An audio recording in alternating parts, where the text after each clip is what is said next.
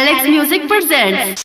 धरती के सजादा फुलवा से हमर प्रभु जी आई हैं। डीजे कंचन राज मुजफ्फरपुर।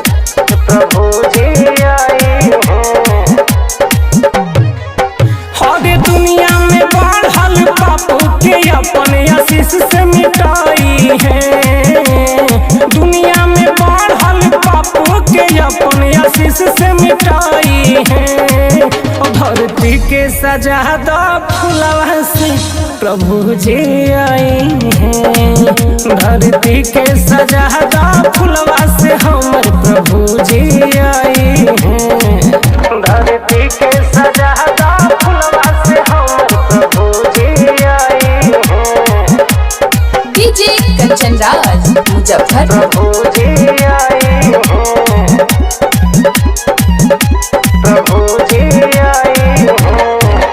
चमकत बाबे आसमान में एक सितारा, उनकर रोशनी से जग होई उजियारा।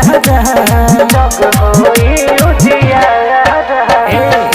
चमकत बाबे आसमान में एक सितारा, उनकर रोशनी से जग होई उजियारा। पापी के धरती पे छोड़ी के चेला के स्वर्ग में ले जाई है।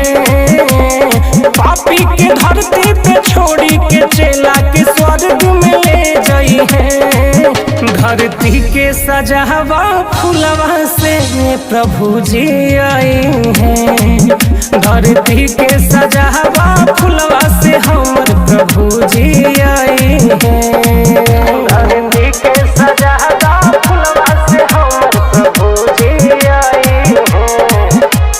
डीजे कंचन राज मुजफ्फरपुर। प्रभु जी आई हैं। प्रभु जी आई हैं। सुन ले आई हैं सूजी बादल से होके, रोकी नहीं के तनो शैतान ताकत झोंके। ताकत झोंके। सुन ले आई सूजी आई हैं बादल से होके, रोकी नहीं के तनो शैतान ताकत झोंके। रवि भक्ति के प्रभु जी अपना दिल से लगाई है। रवि भक्ति के यीशु जी अपना दिल से लगाई है। धरती के सजादा फुलवा से प्रभु जी आई हैं। धरती के सजादा फुलवा से हमर प्रभु जी आई हैं।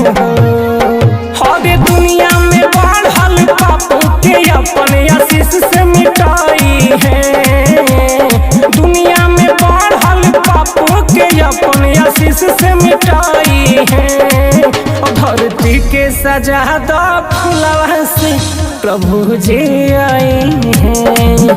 धरती के सजादा फुलवा से हमर प्रभु जी आई हैं।